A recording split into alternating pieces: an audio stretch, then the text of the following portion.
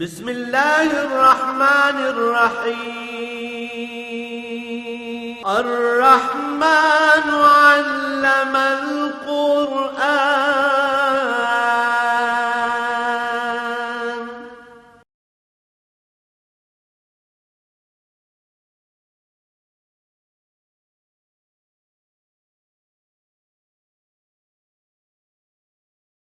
الحمد للہ رب العالمین والصلاة والسلام علی حبیبہ محمد وآلہ وصحبہ اجمعین. اعوذ باللہ من الشیطان الرجیم. بسم اللہ الرحمن الرحیم. وَلَقَدْ صَدَقَكُمُ اللَّهُ وَحْدَهُ إِذْ تَحُسُّونَهُم بِإِذْنِهِ حَتَّى إِذَا فَشِلْتُمْ وَتَنَازَعْتُمْ فِي الْأَمْرِ وَعَصَيْتُمْ مِنْ بَعْدِ مَا أَرَاكُمْ مَا تُحِبُّونَ منکم من یرید الدنیا ومنکم من یرید الآخرہ ثم صرفکم عنہم لیبتلیکم ولقد عفا عنکم واللہ ذو الفضل علی المؤمنین. اللہم سبحانک لا علم لنا الا ما علمتنا انک انت العلیم الحکیم. مولایا صلی وسلم دائما ابدا علی حبیبک من زانت به الشروق. وہی احد کی بات چل رہی ہے اور صحابہ کرام رضوان اللہ علیہم اجمعین اللہ کی ایک خاص مخلوق ہے، اللہ کے پسندیدہ بندے ہیں، قرآن کریم کے مثالی مسلمان ہیں، اور یہ وہ لوگ ہیں جنہیں اللہ نے آقا نامدار صلی اللہ تعالی علیہ وآلہ وسلم کی خدمت کے لیے تخلیق فرمایا، چن لیا، پسند فرمایا. یہ بڑے عجیب خوش قسمت لوگ ہیں کہ بتقاضائے بشریت اگر لغزش ہوتی ہے تو اس پہ مطلع فرما دیا جاتا ہے، اور مطلع فرمانے کے بعد اس کا معافی نامہ بھی عطا کر دیا جاتا ہے اور فرما دیا جاتا ہے کہ یہ لغزش معاف کر دی گئی. اب جن حضرات نے ان باتوں کو موضوع بحث بنا کر عظمت صحابہ پہ بحث کرنے کی کوشش کی ہے، ان کے مزاج کی سمجھ نہیں آتی کہ آدمی خود تو جج بن جائے اور صحابہ کرام رضوان اللہ علیہم اجمعین کو ملزموں کے کٹہرے میں کھڑا کر دے اور ان پر جرح کرے، تو یہ بہت بڑی دیدہ دلیری کی بات ہے. اللہ معاف فرمائے. ہم وہ لوگ ہیں کہ جو اپنے طور پر نیکی تو کرتے ہیں، ہمارے پاس اس کی قبولیت کی کوئی سند نہیں ہے. ہم وہ لوگ ہیں کہ ہم سے غلطیاں تو ہوتی ہیں، ہمارے پاس اس کی بخشش کا کوئی پیغام نہیں آتا. اور وہ لوگ تھے کہ جو نیکی کرتے تھے اس کی قبولیت کی رسید بھی آ جاتی تھی، اور بتقاضائے بشریت اگر ان سے کوئی لغزش ہوتی تھی تو اس پہ متنبع فرما دیا جاتا تھا، مطلع فرما دیا جاتا تھا، اور اس کے ساتھ بخشش کی نوید بھی سنا دی جاتی تھی. تو اب خیال فرمائیے کہ کہاں ہم اور کہاں عظمت صحابہ. یہ اللہ کی عالم انسانیت میں ایک خاص ایسی مخلوق تھی جس کی عظمت عند اللہ مسلم ہے. اور یہ وہ لوگ تھے کہ جن کی عظمت پر ایمان لانا صرف ہمارے لیے شرط نہیں ہے، پہلی امتوں کے لیے بھی شرط تھی کہ حضور نبی کریم صلی اللہ علیہ وسلم کی صداقت پہ ایمان لائیں. آپ جب بھی مبعوث ہوں گے اللہ کے سچے رسول مبعوث ہوں گے، اور جو بھی آپ کے ہمراہ ہوں گے وہ اللہ کے سچے مومن بندے ہوں گے. یہ پہلی امتوں پر بھی ذالک مثلہم فی التوراۃ و مثلہم فی الانجیل. تورات اور انجیل یعنی پہلی کتابوں میں ان کا ذکر خیر ملتا تھا اور ان کی عظمت کا اقرار ضروری تھا، اور بلکہ ان کتابوں میں تفصیل دی گئی تھی۔ كزرع أخرج شطأه فآزره فاستغلظ فاستوى على سوقه يعجب الزراع، کہ یہ وہ لوگ ہیں جس طرح ایک کونپل نکلتی ہے پھر وہ پودا بنتا ہے، پھر بے شمار کونپلیں نکلتی ہیں، پھر کھیتی لہلہانے لگتی ہے اور کاشتکار اسے پسند کرتا ہے، خوش ہوتا ہے۔ تو اللہ کریم نے انہیں وہ عظمت عطا فرمائی۔ یہاں اسی کی بات ہو رہی ہے، اب یہ اللہ کی بات ہو رہی ہے اور اپنے بندوں کے بارے ہو رہی ہے، اور فرمایا وَلَقَدْ صَدَقَكُمُ اللَّهُ وَعْدَهُ، اللہ نے جو وعدہ فتح اور نصرت کا آپ کے ساتھ کیا تھا وہ سچ کر دکھایا۔ بدر میں بھی شکست کھا گئے کفار و مشرکین اپنی ساری شان و شوکت کے باوجود، اور کیسی عجیب بات ہے کہ ایک آدھے دن کی لڑائی نے، ایک نصف روز کی لڑائی نے انسانی تاریخ کا دھارا بدل دیا۔ یہ کوئی معمولی بات نہیں ہے، دنیا کی تاریخ جنگوں سے عبارت ہے۔ جسے ہم تاریخ کہتے ہیں، اگر اسے آپ اس نظر سے دیکھیں تو یہ صرف جنگوں کی کہانیاں ہیں کہ کس نے کس کے ساتھ جنگ کی، کون ہارا کون جیتا، یہی تاریخ ہے۔ تاریخ کے دامن میں سوائے جنگی کہانیوں کے اور کچھ بھی نہیں ہے۔ جنگوں ہی کے قصے اور کہانیوں، فاتح اور مفتوح کی حکایت سے تاریخ بنتی ہے۔ لیکن آپ کو پوری تاریخ میں کوئی ایک جنگ ایسی نظر نہیں آئے گی جو انسانی تاریخ کے دھارے کا رخ بدل دے۔ ملکوں کی سرحدیں تبدیل ہو گئی، شہری حکومتیں بدل گئی، ایک شہر ایک قلعہ کسی دوسری حکومت میں تھا، کسی دوسرے حکمران نے چھین لیا، ممالک کی سرحدیں بدل گئیں، ممالک مفتوح ہو گئے۔ یہ سب کچھ جنگوں میں ملے گا، لیکن انسانی ایمان سے لے کر کردار تک اور کاروبار سے لے کر سیاسیات تک، نظام عدالت سے لے کر نظام حکومت تک، پوری انسانیت کو ایک انقلاب سے آشنا کر دیا، اور اتنا مضبوط انقلاب کہ جو وقتی لمحاتی یا دنوں یا مہینوں یا سالوں کا مقید نہیں تھا، تب سے لے کر اب تک اپنی پوری شان سے جلوہ افروز ہے، اور قیامت تک انشاءاللہ اس انقلاب کا جو نتیجہ ہے اور اس انقلاب کے نتیجے میں جو تبدیلی آئی ہے، یہ قیامت تک چلتی چلی جائے گی۔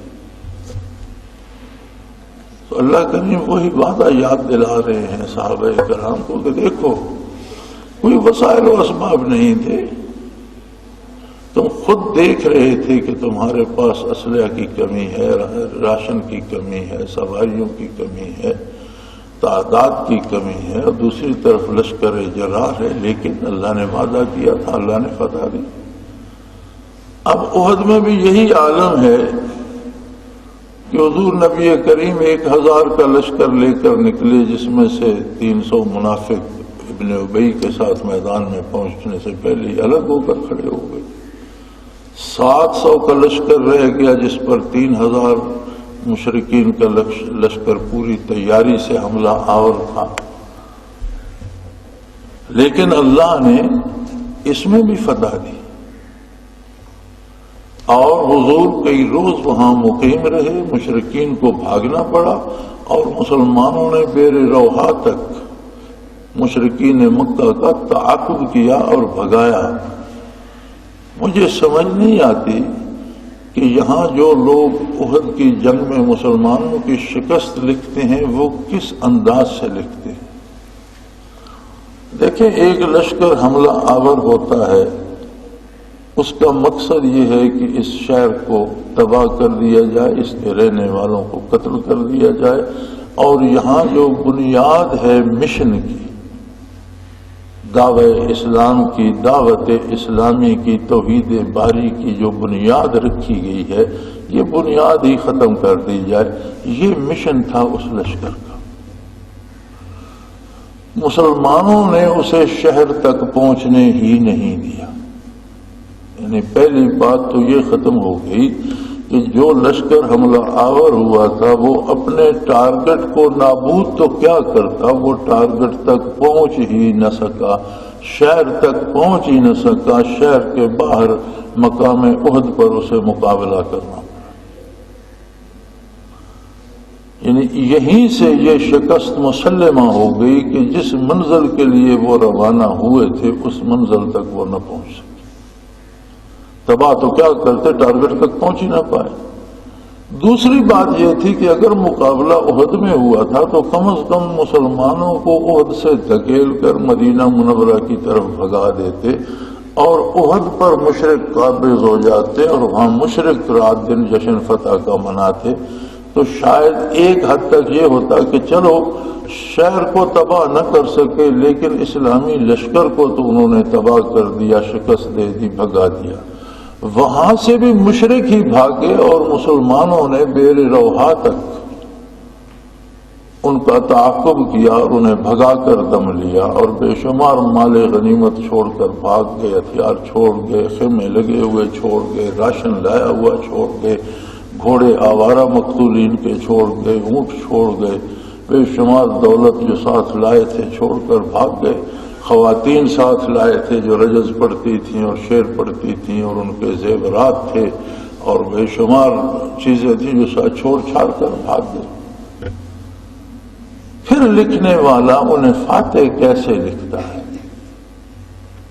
یہ بات میری سمجھ میں نہیں آتی کہ کس طرح سے یہاں مسلمانوں کو شکست لکھی جاتی ہے اور لکھنے والا خود کو مسلمان کہتے ہوئے کتنا دیدہ دلیر ہے کہ محمد الرسول اللہ صلی اللہ علیہ وسلم کے نام نامی کے سامنے شکست ملتا ہے. کیسا عجیب انسان ہے اور کیا عجیب علوم ہیں اور کس طرح کے علماء سے ہمیں سابقہ پڑ گیا. یہ وہ لوگ ہیں جنہوں نے امت کی رہنمائی کرنی ہے اور خود راہنم کرتا ہے اور اتنی سی معمولی بات کو نہیں سمجھ سکتے. میں ایک دفعہ گلگت میں تھا تو ساتھیوں نے ایک مسئلہ پوچھا کہ جی تکبیر پڑھ کے اگر گولی فائر کی جائے کسی جانور پر، حلال جانور پر شکار کے لیے اور وہ مر جائے تو وہ حلال ہو جائے گا؟ میں نے کہا جی نہیں ہوگا. انہوں نے ایک بہت بڑے عالم کا نام لیا، غالباً یہی حضرت تھے جو اس موقع پہ شکست لکھتے ہیں کہ جی انہوں نے حلال کہا ہے. میں نے کہا یار ان سے مجھے یہ پوچھ کر بتاؤ کہ بندوق میں گولی کدھر سے ڈالی جاتی ہے اور بندوق فائر کیسے کرتی ہے، نشانہ کیسے لیا جاتا ہے اور گولی کا اثر کیا ہوتا ہے. اگر انہیں یہ سب پتا ہے تو پھر ان کا فتویٰ صحیح ہے. اگر انہیں اتنا بھی نہیں پتا کہ گولی فائر کیسے کی جاتی ہے، نشانہ کیسے لیا جاتا ہے اور جہاں گولی لگتی ہے وہاں اس کا اثر کیا ہوتا ہے، تو تکبیر پڑھ کے آپ چھری ماریں، پھینکیں، نیزہ پھینکیں، تیر ماریں، کوئی بھی ایسی چیز جس کی آگے دھار بنی ہوئی ہو جو کاٹے،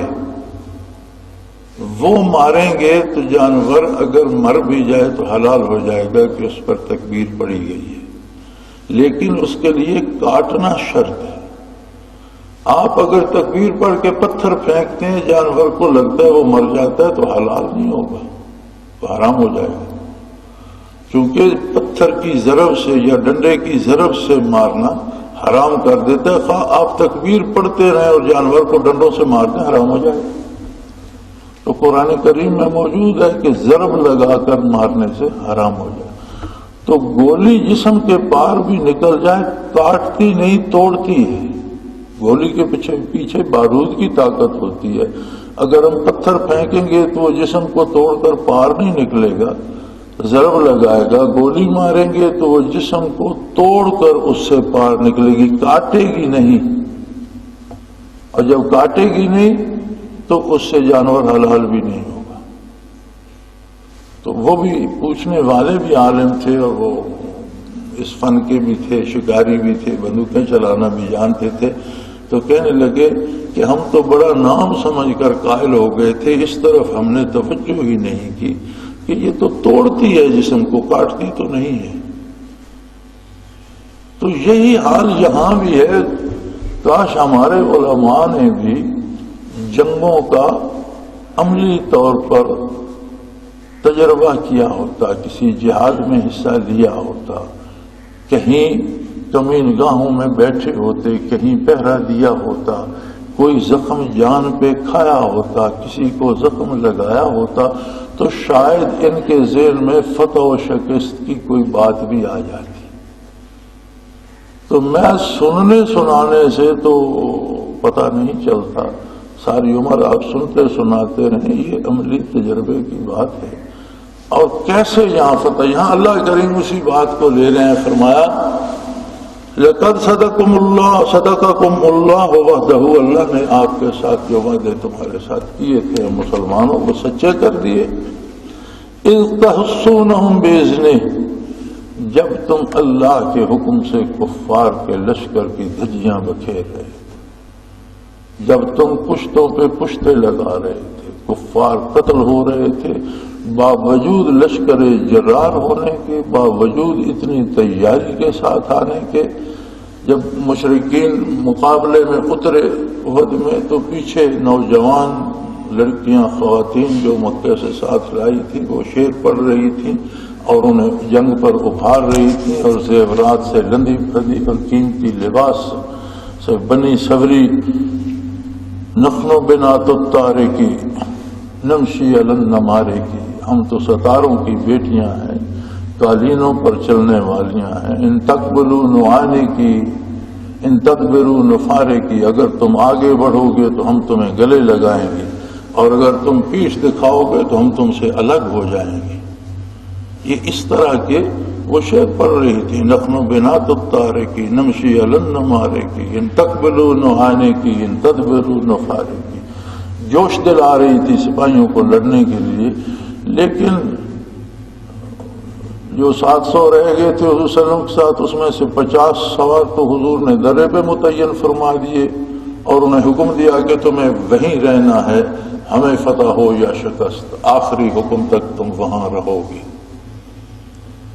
650 رہ گئے 3000 کے مقابلے میں، انہوں نے اس طرح کاٹے گاجر مولی کی طرح کہ مشرکین مکہ کو عورتوں کے شیروں کے سمیت ہر چیز کو چھوڑ کر بھاگتے بن کر،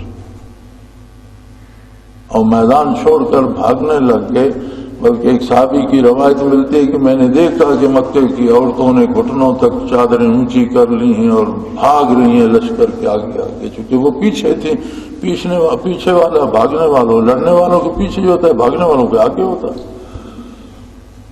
تو جب یہ لوگ بھاگے، اللہ کریم فرماتے ہیں فَإِذَا فَشِلْتُمْ وَتَنَازَعْتُمْ فِي الْأَمْرِ وَعَصَيْتُمْ مِنْ بَعْدِ مَا أَرَاكُمْ مَا تُحِبُّونَ۔ عجیب بات ہے کہ جو تم چاہتے تھے، یعنی فتح چاہتے تھے، وہ سامنے نظر آ گئی، مشرکین بھاگنے لگ گئے۔ اس کے بعد تمہاری رائے میں کمزوری کیوں آ گئی اور تم نے میرے نبی کی نافرمانی کیوں کی؟ فَشِلْتُمْ وَتَنَازَعْتُمْ فِي الْأَمْرِ وَعَصَيْتُمْ، 3 باتیں ہوئیں۔ تمہارے ارادے میں کمزوری آ گئی، تم نے آپس میں تکرار کی، اور تم نے نبی صلی اللہ علیہ وسلم کی نافرمانی کی۔ یہاں بھی بڑے بڑے فاضلوں نے لکھا ہے کہ جی انہوں نے مال غنیمت دیکھا اور ان کے دل میں لالچ آ گیا اور وہ لوٹنے کے لیے بھاگ گئے۔ یہ ساری واہیات باتیں ہیں۔ مال غنیمت کا فیصلہ میدان بدر میں ہو چکا تھا۔ اللہ کریم نے فرمایا تھا قُلِ الْأَنْفَالُ لِلَّهِ وَلِلرَّسُولِ، مال غنیمت انعام ہے اللہ کی طرف سے اور یہ رسول اللہ صلی اللہ علیہ وسلم کی ملکیت ہے اللہ کی طرف سے۔ جس طرح حضور تقسیم فرما دیں وہ درست، جس کو جتنا دے دیں وہ ٹھیک ہے۔ حضور نے فرمایا 5واں حصہ بیت المال کو دے دیا جائے اور 4 حصے مجاہدین کو۔ پھر اللہ نے حکم دے دیا جو 5واں حصہ ہے وہ حضور کے قرابت داروں پر، یتیموں پر، مساکین پر، مسافروں پر بانٹا جائے۔ بیت المال کی تقسیم کا بھی حکم اللہ کی طرف سے آ گیا، لیکن یہ تو طے ہو گیا تھا کہ مال غنیمت جو جس کے ہاتھ میں آئے گا وہ ایک جگہ جمع کر کے حضور اکرم صلی اللہ علیہ وسلم کی خدمت میں پیش کر دے گا۔ اسے تقسیم فرمانا حضور کا منصب عالی ہے۔ اب اس کے لیے بھاگنے کی کیا ضرورت تھی کہ کوئی بھاگ کر جمع کر لیتا تو کیا وہ گھر لے جاتا؟ جب اسے لے نہیں جانا تو اس کی اصل بات یہ تھی کہ قریبیاں را پیش بود حیرانیاں. ہم ہائی کورٹ میں یا سپریم کورٹ میں جاتے ہیں، ایک جاہل کوئی غیر مہذب جملہ بھی کہہ دیتا ہے تو عدالت ہو سکتا ہے درگزر فرمائے، برداشت کر لے کہ ناسمجھ ہے، جاہل آدمی ہے، اس کے منہ سے یہ جملہ نکلا. لیکن سپریم کورٹ کا وکیل اگر وہی جملہ کہے تو وہ عدالت کی توہین میں اسی وقت دھر لیا جائے گا کہ تم تو جانتے ہو سپریم کورٹ کے ہو، تم قانون دان ہو، تم نے جملہ کیوں کہا؟ اسی لیے فرماتے ہیں قریبیاں را بیش ببد حیرانیاں. جو زیادہ قریب ہوتے ہیں انہیں زیادہ پریشانیاں ہوتی ہیں، ان کی ایک ایک ادا پہ نظر رکھی جاتی ہے. اب یہاں کسی نے بھی معاذ اللہ بددیانتی یا خیانت کا نہیں سوچا. 50 میں سے 7 حضرات امیر سمیت اس بات پر رہ گئے کہ ہمیں حکم ہے کہ درے پر پھیرا تو ہم دیں گے جب تک حضور کا دوسرا حکم نہیں آتا. باقی 43 حضرات نے ان سے تکرار کی کہ بھئی مشرک بھاگ رہے ہیں، وہ دیکھو ان کی خواتین آگے جا رہی ہیں، مرد پیچھے بھاگ رہے ہیں، خیمے رہ گئے، سامان رہ گیا، مال و دولت چھپ گئے، ہتھیار چھپ پھینک کر اب بھاگ رہے ہیں، اب یہاں پہرا دینے کی کیا ضرورت ہے؟ یہ تھا وہ تنازع، یعنی ان کی اجتہادی غلطی تھی. دوسری بات کہ تم نے آپس میں تکرار کی، اور تیسری بات پھر انہوں نے درا چھوڑ دیا. فرمایا واسا تم نے نافرمانی کی نبی کریم صلی اللہ علیہ وسلم کی، غیر ارادی طور پر کی، اجتہادی غلطی سے کی، لیکن نافرمانی تو کی. اس کے بعد کی بعد ما اراکم ما تحبون، جو تم چاہتے تھے وہ تمہارے سامنے تھا، تم فتح چاہتے تھے اور فتح تمہارے سامنے تھی، مشرک بھاگ رہے تھے. فرمایا منکم من یرید الدنیا ومنکم من یرید الآخرہ. تمہاری 2 جماعتیں بن گئی تھی، کچھ لوگوں کو دنیا کا خیال آ گیا تھا. یہاں سے شاید ان لوگوں نے لیا ہے کہ وہ لوٹنے کی غرض سے بھاگے تھے، حالانکہ یہاں مراد لوٹنا نہیں ہے، مراد دنیا ہے. دنیا میں سب سے بڑا جو جرم ہوتا ہے وہ یہ ہوتا ہے کہ اپنی حیثیت کا بھی کچھ کیا جائے پرچار کہ میں بھی کچھ ہوں. تو فرمایا تمہیں یہ خیال آ گیا تھا کہ ہم تعاقب کریں اور ہمارا نام بھی بہادروں میں آ جائے کہ ہم مکے کو بھگانے والوں میں تھے اور ہم ان کے پیچھے، ہم نے بھاگتے ہوئوں کو بھی مارا اور بھاگتے ہوئوں کو گرایا اور بھاگتے ہوئوں کو زخمی کیا. یہ خیال آ گیا تھا تمہیں، تم دنیا کی شہرت چاہتے تھے. اسی طرح بنیادی طور پر نبی کریم صلی اللہ علیہ وسلم نے فرمایا کہ اچھا ہے کہ اس دفعہ اہل مکہ کا مقابلہ شہر کے اندر رہ کر کیا جائے. تو بعض نوجوانوں نے جو عہد میں نہیں تھے بڑا شور کیا کہ نہیں حضور ہمیں بھی موقع ملنا چاہیے، ہم بھی اپنی بہادری کے جوہر دکھائیں، باہر میں میدان میں مقابلہ ہو، ہم بدر میں حاضر نہیں ہو سکے لہذا ہمیں بھی موقع ملنا چاہیے. فرمایا یہ بھی دنیا داری تھی. دین ہے اطاعت پیغمبر صلی اللہ علیہ وسلم کا نام، حضور نے فرما دیا بات ختم. اب یہ کہ ہم بھی میدان میں نکلیں اور جوہر دکھائیں اور لوگ ہماری بہادری بھی دے، فرمایا یہ بھی دنیا داری تھی. تو تمہیں اس شان کے ساتھ کہ میں نے تمہیں محمد الرسول اللہ کا صحابی اور صحبت یافتہ بنایا، تمہیں زیب نہیں دیتا تھا کہ اس طرح کے خیالات تمہارے دل میں آئیں. تم سے یہ لغزش نہیں ہونی چاہیے تھی، تم سے اس کی توقع نہیں تھی، اور پھر جب تم نے کی تو تمہیں نتائج بھگتنا پڑے. ثم صرفکم عنہم لیبتلیکم، پھر اللہ نے حالات بدل دیے. جو لشکر بھاگ رہا تھا اس نے پلٹ کر حملہ کر دیا، ان کا رسالہ اسی درے سے آ گیا، وہ 7 جو تھے لڑ کر شہید ہو گئے. اور مسلمانوں کو اچانک وہ تو بھگا رہے تھے مشرکین کو، ان کی توجہ ادھر تھی، پیچھے سے گھوڑ سواروں نے پیچھے سے حملہ کر دیا. اب جو بھاگ رہے تھے جب انہوں نے دیکھا کہ ہمارے لشکر کے ایک رسالے نے حملہ کر دیا تو وہ بھی پلٹ پڑے اور مسلمان چکی کے دو پارٹوں میں آ گئے. اور اس طرح ایک تو گرد اتنی اڑی دونوں طرف سے گھوڑے سوار بھاگ دوڑ جنگ کی ایک دھول اڑی اس میں کوئی سمجھ نہیں آتی تھی. حتیٰ کہ بعض صحابہ فرماتے ہیں کہ ہمارے ہاتھوں سے مسلمان شہید ہو گئے. ہمیں سمجھ نہیں آ رہی تھی کہ دوست ہے دشمن. بندے کے حولہ نظر آیا اور تلوار کھینچ دی، پتہ چلا بندہ تو آپ نے. اس افراتفری میں یہ ہوا کہ اللہ نے وہ صورتحال بدل دی. کس لیے بدل دی؟ دو باتیں تھیں. اپنی بڑائی اپنی بہادری کے خیال میں آ کر آپ لوگوں سے نبی کریم صلی اللہ علیہ وسلم کی نافرمانی ہو گئی. اب وہ جو فتح سامنے نظر آ رہی تھی اللہ نے مقابلے میں بدل دی. فتح تو دی تمہیں، لیکن یہ جو غلطی تھی اس کا خمیازہ بھگتنے کے بعد. اور فرمایا یعنی جب یہ ان کا جو ان سے سستی یا کوتاہی یا اجتہادی غلطی ہوئی ہے وہ بیان کر رہا ہے قرآن کریم اور ساتھ بتا رہا ہے ثم صرف عنکم، آپ سے حالات بدل دیے، نصرت الہی ہٹ گئی اور مشکلات آ گئی اور کفار حملہ آور ہو گئے. لِیَبْتَلِیَکُمْ، کہ تمہاری آزمائش کرے اور تمہیں بتائے کہ نبی کریم صلی اللہ علیہ وسلم کی جو رائے مبارک ہے وہی حتمی ہے اور اس سے اختلاف کا نتیجہ کیا ہوتا ہے. اور اس کے ساتھ فرما دیا وَلَقَدْ عَفَا عَنْكُمْ، اور تمہیں معاف بھی کر دیا. یعنی وہ سزا دے کر کفار کے ہاتھوں مسلمانوں کو شہادت ملی، کفار کے ہاتھوں مسلمان زخمی ہوئے. ایک پریشانی بھی آئی، شیطان نے نعرہ لگا دیا ان محمدن قد قتل، کہ حضور نبی کریم معاذ اللہ شہید ہو گئے، مارے گئے.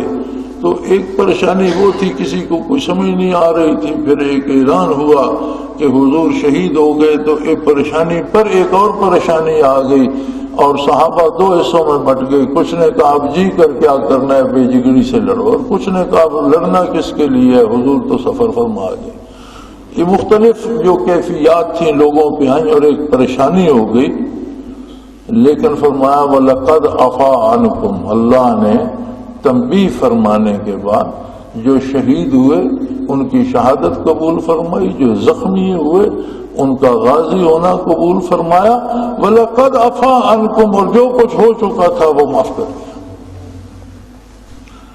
اب رب جلیل نشاندہی کر رہے ہیں کہ آپ سے یہ کوتاہی ہوئی، اور رب جلیل فرما رہے ہیں کہ میں نے اس کے بدلے میں تمہیں تکلیف بھی پہنچائی، آزمائش میں بھی ڈالا. اور سب سے بڑی آزمائش مسلمانوں کے لیے، قتل ہونے سے بھی بڑی آزمائش صحابہ کے لیے یہ تھی کہ جب اعلان ہو گیا کہ حضور شہید ہو گئے ہیں تو یہ دکھ ان کے لیے قتل ہونے سے زیادہ تھا. اور ساتھ فرمانا وَلَقَدْ عَفَا، میں نے تمہیں معاف کر دیا. وَاللَّهُ ذُو الْفَضْلِ عَلَى الْمُؤْمِنِينَ، اللہ ایمان والوں کے لیے بہت بڑا صاحب فضل ہے، بہت بڑا صاحب کرم ہے، بہت بڑا بخشنے والا ہے. اللہ کریم نے لغزش کی اطلاع فرمائی، اس کے نتیجے میں جو آزمائش آئی اس کا ذکر، اور فرمایا میں نے سب کچھ معاف کر دیا. اب کس کو اعتراض ہے کہ اس پہ وہ صفوں کے صفحے لکھے اور اس پہ بحث کرے اور اس پہ اجرا کرے؟ بلکہ یہ تو درس عبرت ہے ساری امت کے لیے، قیامت تک آنے والے لوگوں کے لیے، کہ بہتری اتباع سنت میں ہے اور رواجات رسومات اور بدعات تباہی کا باعث ہے. کوئی بھی ایسا شخص جو بدعات میں مبتلا ہو وہ مقبول بارگاہ نہیں ہو سکتا، بلکہ اس پہ دنیاوی مصیبتیں بھی آئیں گی. اور ہم جو رسومات اپنی طرف سے ایجاد کر کے دین کے نام پہ کرتے ہیں وہ نری تباہی کا سبب ہیں، اور کامیابی اور نجات صرف اور صرف محمد الرسول اللہ کی اطاعت میں اور سنت میں ہے. اذ تصعدون ولا تلوون على احد، فرمایا تم اس طرح بکھر گئے تھے کہ جدھر جس کا منہ آیا وہ ادھر بھاگا جا رہا تھا اور تلوار گھما رہا تھا، آگے کوئی ہے یا نہیں ہے تو ویسے ہی تلوار گھما رہا تھا. ولا تلوون علی احد، اور کسی کو کسی دوسرے کی فرصت نہیں تھی کہ مڑ کر اسے دیکھے کون کہاں گیا کیا ہوا، کوئی سمجھ نہیں آ رہی تھی. کفار دونوں طرف سے حملہ آور ہو گئے اور مسلمان بکھر گئے، لشکر کی ترتیب ختم ہو گئی اور ہر کوئی اندھا دھند اپنی کوشش کر رہا تھا. والرسول یدعوکم، اور وہ وقت یاد کرو جب نبی کریم صلی اللہ علیہ وسلم نے تمہیں جمع ہونے کا حکم فرمایا. جب یہ حالت ہوئی تو حضور صلی اللہ علیہ وسلم کے ساتھ ابو بکر صدیق رضی اللہ تعالی عنہ، حضرت علی کرم اللہ وجہ کریم اور چند اور 10-11 کے قریب صحابہ کرام حضور کے ساتھ رہ گئے تھے. آپ نے انہیں حکم دیا کہ لوگوں کو بلاؤ، اور جب اعلان ہوا کہ نبی کریم صلی اللہ علیہ وسلم یہاں جلوہ افروز ہیں، سارے مسلمان جمع ہو جاؤ، تو یہ سارے مجاہد جو میدان کارزار میں بے خبر بے سد اندھا دھند بھاگ دوڑ رہے تھے، سب واپس اس جگہ جمع ہو گئے اور پھر لشکر کی صف بندی ہو گئی. فَأَصَابَكُمْ غَمًّا بِغَمٍّ لِكَيْ لَا تَحْزَنُوا وَلَا مَا فَاتَكُمْ وَلَا مَا أَصَابَكُمْ وَاللَّهُ خَبِيرٌ بِمَا تَعْمَلُونَ. اللہ کریم نے تمہیں دکھ دیا، غم دیا، اور اس سے تم مغموم بھی ہوئے، اور تم نے یہ سمجھا کہ اب یہ فتح اور کامیابی ہمارے ہاتھ سے نکل گئی، لیکن اس نے اپنی رحمت تم پہ بھیج دی. انزل علیکم من بعد الغم آمنۃ نعاسا یغشی طائفۃ منکم. اس نے وہ رحمت، وہ تجلیات، وہ انوارات بھیج دیے کہ تم سب پر ایک جذب کی کیفیت، ایک استغراق کی کیفیت آ گئی. استغراق ایسے ہوتا ہے کہ انوارات و تجلیات الہی بندے کو اس طرح گھیر لیتے ہیں کہ وہ جاگ رہا ہوتا ہے، سن رہا ہوتا ہے، لیکن بولتا نہیں ہے، کام نہیں کر سکتا، اس میں مستغرق ہو جاتا ہے. فرمایا میں نے اپنے تجلیات میں تمہیں مستغرق کر دیا. اس کا نتیجہ یہ ہوا کہ تمہارے حوصلے بلند ہو گئے، عزم جوان ہو گیا. ایک صحابی فرماتے ہیں کہ میرا یہ حال تھا کہ میں چاہتا تھا کہ تلوار کو مضبوط رکھو، اور تلوار تھی کہ میرے ہاتھ سے پھسل رہی تھی، میں ہاتھ قابو نہیں کر پا رہا تھا. لیکن یہ نزول کن پر ہوا؟ ثم انزل علیکم من بعد الغم آمنۃ نعاسا یغشی طائفۃ منکم. تم میں سے مخلصین کی جماعت پر یہ نزول ہوا. اور جو لوگ ابن ابی کے ساتھ منافقین الگ ہو گئے تھے، وہ بھی گھروں کو نہیں بھاگ گئے تھے، باہر کھڑے تماشا دیکھ رہے تھے، اور اسی میدان کے پاس تھے. وہاں کفار بھی تھے، منافقین بھی تھے، اور تجلیات باری کی بارش ہو رہی تھی، لیکن صرف مومنین پر. اور وہی ارد گرد جو کفار تھے وہ بھی اس سے خالی تھے، جو منافقین تھے وہ بھی اس سے محروم تھے. وَطَائِفَةٌ قَدْ أَهَمَّتْهُمْ أَنفُسُهُمْ يَظُنُّونَ بِاللَّهِ غَيْرَ الْحَقِّ ظَنَّ الْجَاهِلِيَّةِ. بلکہ وہ ایسے تھے جو لڑائی میں شریک بھی نہ ہوئے منافقین، اور انہیں اپنی جان کی فکر بھی پڑی ہوئی تھی کہ ہم نہ مارے جائیں. لڑائی میں بھی شریک نہیں ہوئے اور موت سے ڈر بھی رہے ہیں. اور یظنون باللہ غیر الحق، اور اللہ سے ناحق کے وہم باندھ رہے ہیں کہ مروا دیا اللہ نے ہمیں، مکے والے چھوڑیں گے نہیں. ظن الجاہلیہ، جاہلیت کے جو خیالات تھے وہ ان کے دلوں میں آ رہے تھے، اور اللہ پر سے اعتماد اٹھ گیا تھا، اللہ کے ساتھ ایمان و یقین. یعنی ایک میدان میں 3 طرح کے لوگ تھے. ایک وہ تھے کہ جنہوں نے نعرہ لگایا لنا عزا ولا عزا لکم. مشرکین مکہ نے نعرہ لگایا کہ ہمارا تو عزا ہے، مسلمانوں تمہارا عزا کوئی نہیں. حضور صلی اللہ علیہ وسلم نے فرمایا جواب دو لنا مولا ولا مولا لکم. اللہ ہمارا معاون ہے اور اللہ تمہارے ساتھ نہیں ہے. عزا کیا کرے گا؟ ایک پتھر کا بت ہے. ہمارے ساتھ اللہ ہے، تمہارے ساتھ اللہ نہیں ہے، تم اللہ کی نصرت اور تائید سے محروم ہو. ایک تو وہ طبقہ تھا جو عزا کی اس پہ طاقت پہ فخر کر رہا تھا، اور ایک منافقین کا طبقہ تھا جو لرزاں و ترساں تھا کہ جنگ میں حصہ تو نہیں لیا لیکن مسلمانوں کو شکست ہو گئی تو مکے والوں کا کیا جاتا ہے، ہمیں بھی قتل کر دیں۔ نکلے تو ہم گھر سے ان کے ساتھ تھے، جنگ میں نہیں شامل ہوئے تو کیا ہوا؟ تو وہ بغیر لڑے فرمایا باہر کھڑے لرز رہے تھے۔ وہیں جہاں تجلیات باری برس رہی تھی ان لوگوں کے حصے میں آ رہی تھی جو محمد رسول اللہ کی اطاعت کر رہے ہیں۔ مخالفین بھی محروم تھے اور منافقین بھی محروم تھے، اور جاہلیت کے خیالات انہیں آ رہے تھے اور کہہ رہے تھے یقولون هل لنا من الامر من شیء۔ ابن ابی نے کہا یار کوئی فیصلے کا اختیار ہمیں بھی ہے، لڑنا تو ہم نے ہے، ہمارے بھائی قتل ہو رہے ہیں۔ بنی خزرج کے لوگ جب شہید ہوتے دیکھے اس نے تو یہ جو قبائل مدینہ منورہ تھے حضور پر ایمان لانے سے پہلے اور آپ کی ہجرت سے پہلے، تو ان کا ایک خیال بن رہا تھا کہ ابن ابی کو مدینہ کا بادشاہ بنا دیا جائے۔ اسے وہ ان کے ساتھ بڑی تھی کہ یہ لوگ بچ جائیں، مسلمان مارے جائیں، یہ لوگ بچ جائیں اور پھر میری بادشاہت کی کوئی صورت بن جائے۔ تو کہنے لگا کہ کوئی فیصلہ ہمارا بھی مانا جائے گا، ہم تو اس کے خلاف تھے کہ اس طرح میدان میں مارے جائیں گے، مکے والوں کے ساتھ ہماری بات نہیں سنی گئی اور کوئی ہمارے فیصلے پر عمل نہیں کیا گیا۔ فرمایا اس بے دین سے کہہ دو قل ان الامر کلہ للہ، اس سے کہہ دو کہ حکم دینا صرف اللہ کو زیبا دینا، فیصلے کرنا، امور طے کرنا یہ اللہ کی شان ہے، اور اس نے اپنے رسول صلی اللہ علیہ وسلم کو یہ عظمت دی ہے کہ آپ کا فیصلہ مانا جائے گا، کہ آپ کا فیصلہ وہی ہوگا جو اللہ کریم کا فیصلہ ہے، اس لیے تم فیصلہ دینے کی حیثیت میں نہیں ہو۔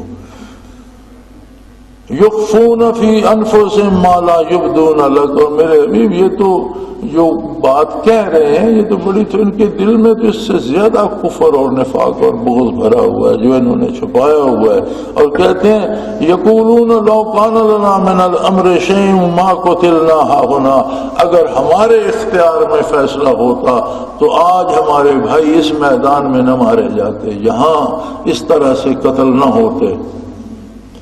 فرمایا ان سے فرما دیجئے قل لو کنتم فی بیوتکم لبرز الذین کتب علیکم القتل الی مضاجعہم، کہ اگر تم گھروں کے اندر چھپ بھی جاتے تو جن کی موت جہاں لکھی ہے حالات اسے کھینچ کر وہاں لے آتے اور وہیں وہ قتل ہوتا۔ اگر کسی کی تقدیر میں اللہ نے یہ لکھ دیا ہے کہ اسے فلاں جگہ قتل ہونا ہے تو تم گھروں کے اندر چھپ رہتے تو بھی تمہیں قدرت باری ایسے حالات پیدا کرتی کہ تمہیں کھینچ کر وہاں لے آتی اور تم وہیں قتل ہوتے۔ وَلِيَبْتَلِيَ اللَّهُ مَا فِي صُدُورِكُمْ وَلِيُمَحِصَ مَا فِي قُلُوبِكُمْ وَاللَّهُ عَلِيمٌ بِذَاتِ الصُّدُورِ۔ یہ ظاہری حالات جو ہیں یہ تو صرف تمہاری آزمائش ہے کہ بندے کا پتہ چل جائے کہ اس کا اپنا فیصلہ کس طرف ہے، اس کی نیت کیسی ہے، اس کے دل کے اندر کیا ہے، یہ اطاعت الہی کرنا چاہتا ہے یا اپنے آپ کو اللہ کی جگہ رکھ کر دیکھ رہا ہے۔ دو باتیں ہوتی ہیں، ایمان و کفر میں فرق یہ ہے کہ مومن کا فیصلہ ذاتی نہیں ہوتا، وہ فیصلہ چھوٹا ہو یا بڑا ہو، وہ پابند ہوتا ہے احکام الہی کا، شریعت الہی کا، احکام نبی کریم صلی اللہ علیہ وسلم کا پابند ہوتا ہے، اس کے فیصلے اپنے نہیں ہوتے۔ اور غیر مومن اور کافر اپنے آپ کو وہ شان سمجھتا ہے کہ فیصلہ کرنا میرے اختیار، جو میں چاہوں کھا لوں، جو نہ چاہوں نہ کھاؤں، میں جب چاہوں سو جاؤں، جب چاہوں اٹھوں، جو چاہوں کام میں چاہوں کروں، جو نہ چاہوں نہ۔ تو یہ اندر کی جو کیفیت ہے اسے باہر لانے کے لیے تمہیں آزمایا جاتا ہے کہ اندر لے کر مر گئے تو فردہ قیامت اقبال جرم نہیں کہ ہم نے تو ایسا نہیں کیا یا اللہ، جب کر چکے گے تو قیامت کو خود مان رہے ہوگے کہ یا اللہ ہم سے یہ غلطی ہوئی۔ قرآن کریم کہتا ہے وہاں یہ خود کہیں گے کہ ہم نے شرک کیا، غلطی کی، جرم کیا، غلطی کی، اللہ اب ہمیں دنیا میں بھیج اور دیکھ ہم کس طرح اطاعت کرتے ہیں۔ تو قرآن کہتا ہے کہ اقبال جرم تو تم نے کر لیا، اب دنیا میں بھیجنے کی ضرورت کیا ہے؟ تم خود مان رہے ہو کہ تم کافر تھے، تم مشرک تھے، تم نے ظلم کیا، اب دنیا میں تو کہاں جا، دنیا تو ختم ہو گئی، دنیا تو رہی نہیں، وہ وقت تو گزر گیا، اس کی امید نہ رکھو۔ لیکن تمہاری اس اقرار نے تمہارا جرم تمہاری زبان سے ثابت کر دیا، تم نے اقرار جرم کر لیا۔ سو فرمایا یہ آزمائش تو آتی ہے کہ تمہارے اندر کیا ہے وہ باہر نکلے، اور جو کچھ دل کی بات ہے وہ صاف ہو جائے۔ اصل مدار انسانی فیصلوں کا اس کے دل پر ہے۔ آج تک سائنس اور اب بھی جو تحقیق کر رہی ہے وہ دماغ تک محدود ہے۔ دماغ اللہ کریم نے ایک اتنا وسیع کمپیوٹر بنایا ہے کہ اس کی وسعت اور اس کے پروگرامنگ اور اس میں کیا کچھ ہے اس کی سمجھ ابھی تک سائنس کو نہیں آ رہی، اس میں اتنی وسعت ہے۔ آپ ایک چھوٹی سی بات سے اندازہ لگائیں کہ ہم سکول پڑھتے تھے، ہمارے ساتھ ایک لڑکا 8ویں میں 7ویں میں پڑھتا تھا، دوست تھا، الگ ہو گیا، کہیں اس کا باپ پڑھاتا تھا یا ملازم تھا، پردیس کا تھا، چلا گیا، بات گزر گئی، 50-60 سال بیت گئے، وہ آدمی سامنے آ جاتا ہے۔ اول تو ہم دیکھتے پہچان لیتے ہیں، نہیں تو وہ تعارف کرا دیتے ہیں، میں فلاں بندہ ہوں، مل کر پڑھتے۔ تو دماغ بغیر کسی توقف کے وہ 50-60 سال پرانی فائل نکال دیتے اور ہمارے دماغ میں ایک تصویر بن جاتی ہے جب ہم مل کر پڑھتے تھے، اور جو اس کا حلیہ ہوتا تھا، جو ہماری باتیں، وہ ساری چیزیں ایک فائل ہمارے سامنے رکھ دیتا ہے دماغ کا کمپیوٹر۔ کہاں چھپا رکھی تھی اس نے، ہمیں تو یاد ہی نہیں تھا، ہم نے تو کوئی سیو کا بٹن بھی نہیں دبایا تھا کہ اسے محفوظ کر لو، ہم نے تو کوئی کمپیوٹر کو فیڈ بھی نہیں کی تھی۔ ایسا خدا کی قدرت کا ایسا خودکار نظام ہے کہ وہ ساری یادداشت اس میں اس کی تصویر سمیت سیو ہوگی، اور جب موقع آیا تو وہ فائل فوراً سامنے آ گئی اور ہم دیکھنے لگ جاتے ہیں، ہمارے ذہن میں ایک تصویر آ جاتی ہے، سکول کی بھی، ان دنوں کی بھی، اس بندے کی بھی۔ یعنی اتنا فاسٹ کمپیوٹر اور اتنا خودکار، یعنی ہم نے اسے نہیں کہا تھا کہ یہ فائل سیو کر لو کبھی پھر کام آئے گی، نہیں۔ جو کمپیوٹر آج تک ایجاد ہوئے ہیں ان میں یہ لگانا پڑتا ہے کہ یہ کام تمہیں آٹو کرنا ہے، یہ کام ہم کرائیں گے تو کرنا ہے۔ دماغ کے کمپیوٹر کو ہم نے کوئی حکم نہیں دیا، کچھ نہیں۔ لیکن ایک بات ہے، یہ جتنا کام دماغ کا کمپیوٹر کرتا ہے، جب دل سے کوئی خیال آتا ہے، دل سے کوئی آرزو اٹھتی ہے، تو اس کے سامنے یہ سرنڈر کر دیتا ہے، اس کے حکم کی تعمیر میں لگ جاتا ہے۔ وہ اس کے علم اور مطالعہ کے خلاف ہوتی ہے۔ مثلا ایک بندہ جوا کھیلتا ہے، ہارتا رہتا ہے، آپ اس کے ساتھ آرام سے بیٹھیں، اس سے پیار سے بات کریں، اس سے پوچھیں کہ تم نے زمین بیچ کر ہار دی، مکان بیچ کر ہار دیا، گاڑی بیچ کر، پھر اس جوئے سے کیا لیتے، تباہ ہو گئے ہو؟ تو بتا کہ یار دل کرتا ہے، رہا نہیں جاتا۔ یہ بات اس کا، یہ دماغ کا کمپیوٹر بھی جانتا ہے کہ میں خسارے میں جا رہا ہوں، لیکن دل کرتا ہے کھیلتا ہوں۔ چور چوری کرتا ہے، مار کھاتا ہے، قیدیں کاٹتا ہے، پھر کبھی اس سے آپ آرام سے پتہ، وہ سمجھتا ہے کہ میں نے غلط کیا، مجھے نہیں کرنا چاہیے، پھر کرتا ہے۔ کیوں کہتا ہے؟ دل کرتا ہے۔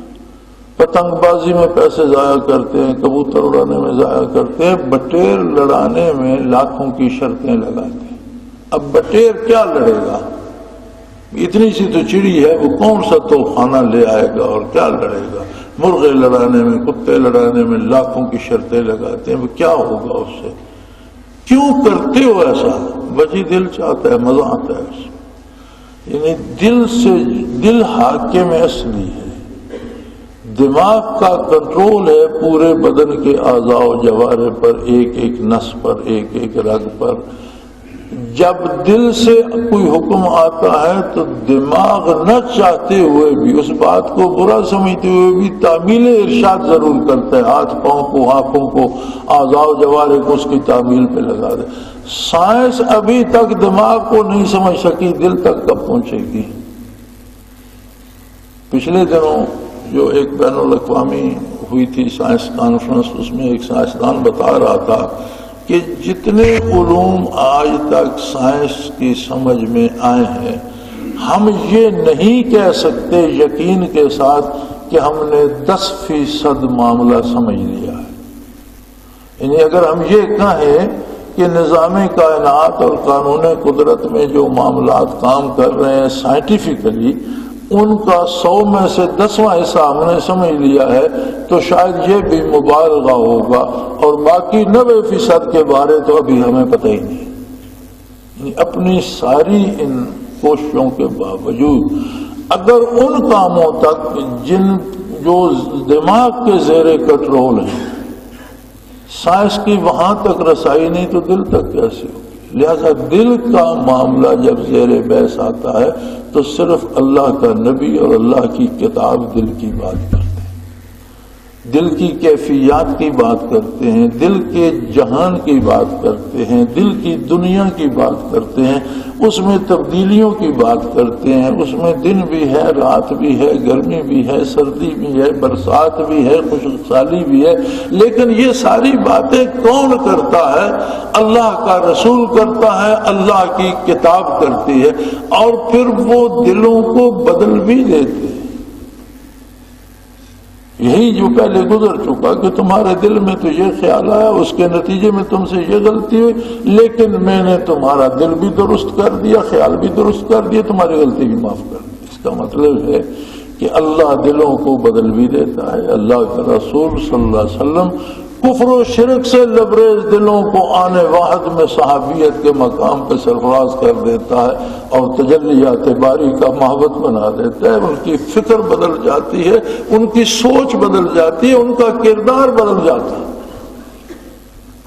ہاتھ پاؤں اعضاء و جوارح دماغ سارا کچھ اس کے آگے سرنڈر کر دیتا ہے، پھر وہ ہوتا ہے جو دل کہتا ہے۔ یہ ہم سے شب و روز شریعت کی نافرمانی ہوتی ہے، ہم جان رہے ہوتے ہیں کہ یہ نہیں کرنا چاہیے، کرتے ہیں، جانتے ہیں جھوٹ نہیں بولنا چاہیے، بولتے ہیں، جانتے ہیں سود نہیں کھانا چاہیے، سود لے رہے ہیں، جانتے ہیں گالی نہیں دینی چاہیے، دیتے ہیں، جانتے ہیں دوسرے کا نقصان نہیں کرنا چاہیے، کرتے ہیں۔ اس کا سبب کیا ہے؟ اس کا سبب دلوں کی بیماری ہے، دلوں میں مرض ہے۔ دل کے پاس دل میں جان نہیں، قوت نہیں کہ وہ کنٹرول حاصل کرے، برائی کے خلاف نیکی پہ کھڑا ہو جائے، اور یہ قوت ملتی ہے برکات محمد الرسول اللہ صلی اللہ علیہ وسلم سے۔ تو فرمایا یہ جو ابتلاء اور آزمائش من جانب اللہ اس وقت اس میدان میں صحابہ پہ آئی، منافقین پہ آئی، مشرکین پہ آئی، تو ہر ایک کے دل میں جو کچھ تھا وہ سامنے آ گیا۔ صحابہ کو ان کی غلطی پر بخشش کا وعدہ دیا گیا کہ ان کے دل میں خلوص تھا، عملاً غلطی ہوئی لیکن دل چاہتا تھا کہ قربان ہو جاؤ محمد رسول اللہ کے قدموں پر، غلطی معاف کر کے عظمت کی بشارت دے دی۔ مشرکین کے دل میں تھا کہ اسلام کو ختم کر دو، ان پر لعنت برسائی۔ منافقین کے دل میں تھا کہ اسلام کو ختم کر دو، ان کو رحمت سے محروم رکھا۔ تو فرمایا یہ سب کچھ جو تھا لِيُمَحِصَ مَا فِي قُلُوبِكُمْ، یہ تھا کہ جو کچھ تمہارے دلوں میں ہے اسے ظاہر کیا جائے، اسے سامنے لایا جائے۔ جہاں تک علم الہی کا تعلق ہے واللہ علیم بذات الصدور، وہ تو ظاہر نہ کرتا تو بھی دل کے حال سے واقف ہے۔ یہ اس کا ظاہر کرنا بھی تم پر اتمام حجت ہے۔ روز محشر تمہارے سامنے تمہارا ریکارڈ آ جائے گا کہ یہ بات تمہارے دل کے اندر تھی اور اس کے ذریعے تمہارا یہ کردار تھا، اس کا نتیجہ یہ ہوا۔ لہذا ہمیں اپنی اصلاح کے لیے، اللہ سے کامیابی پانے کے لیے، مغفرت پانے کے لیے سب سے پہلے اپنے دلوں کی اصلاح کرنا ہوگی۔ قلوب کو وابستہ قدوم پیغمبر کرنا ہوگا، دلوں کو نچھاور کرنا ہوگا بارگاہ نبوت میں، دلوں میں اللہ کو بسانا ہوگا، دلوں میں اللہ کی یاد کو بسانا ہوگا، اللہ کے نبی کی سنت کو بسانا ہوگا۔ اللہ کریم توفیق دے، ہماری لفظوں سے درگزر فرمائے اور ایمان پر زندہ رکھے، ایمان پر خاتمہ نصیب فرمائے، ایمانداروں کے ساتھ حشر فرمائے۔ وآخر دعوانا الحمد للہ رب العالمین۔ اللہ اللہ اللہ اللہ اللہ اللہ اللہ اللہ۔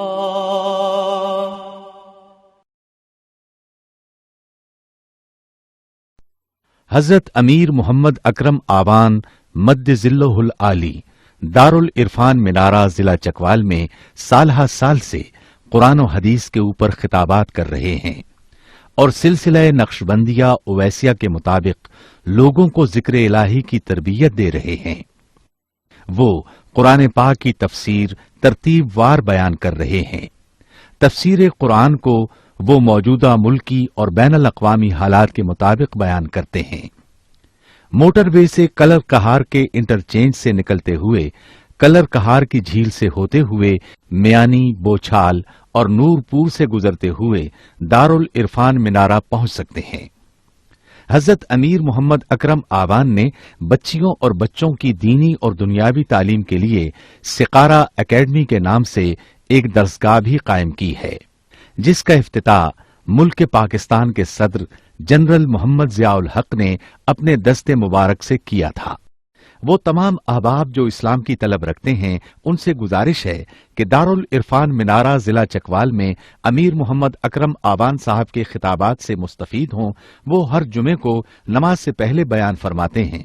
ہر ماہ کی پہلی اتوار کو ماہانہ اجتماع ہوتا ہے جس میں آپ خصوصی خطاب فرماتے ہیں اور پاکستان کے چاروں صوبوں سے احباب اس اجتماع میں شرکت کرتے ہیں۔